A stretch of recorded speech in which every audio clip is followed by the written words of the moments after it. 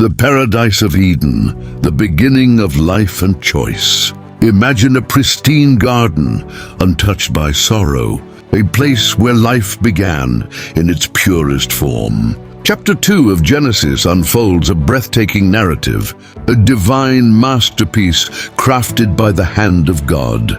Let's journey into the paradise of Eden, where creation meets purpose and humanity faces its first pivotal choice. As the account begins, Jehovah God completes his creation, resting on the seventh day, not from fatigue but to set a pattern for humanity. Genesis 2:3 states, God proceeded to bless the seventh day and make it sacred, because on it he has been resting from all his work that God has created for the purpose of making. But this is not where the story ends.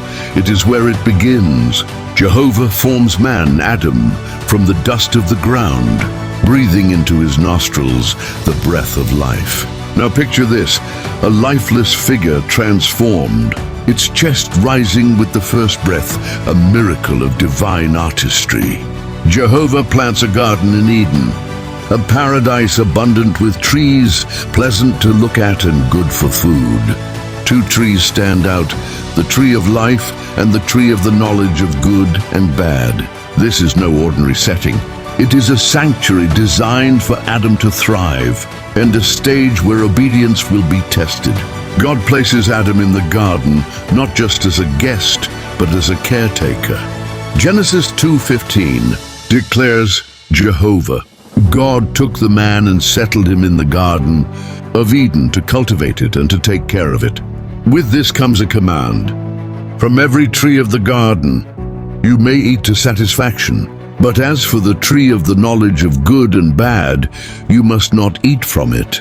For in the day you eat from it, you will certainly die. The air thickens with tension. Will Adam heed this command?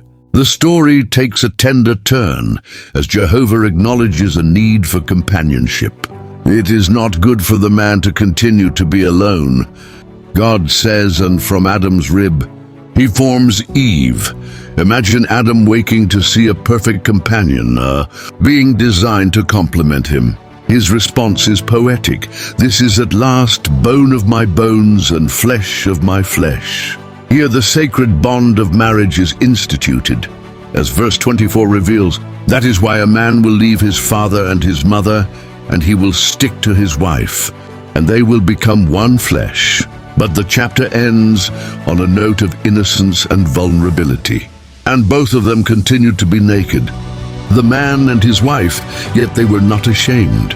The stage is set, the choice is laid before them, and the tension leaves us yearning to know what happens next. Genesis 2 is more than an account of creation. It's a foundation for understanding Jehovah's purpose for humanity. This chapter emphasizes the sanctity of work, the importance of obedience, and the beauty of marriage. The presence of the tree of the knowledge of good and bad symbolizes free will, a reminder that true love for God must stem from choice, not compulsion.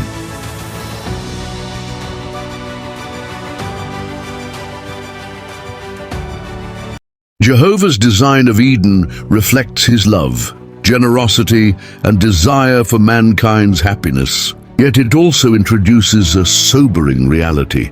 Choices have consequences. Adam and Eve's story reminds us of the need to align our lives with God's purpose, trusting in his wisdom above our own.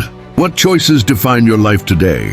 Discover how the decisions of the first humans affect us all and explore Jehovah's timeless guidance. Watch more on this channel to uncover the deeper meanings behind these stories and their relevance today.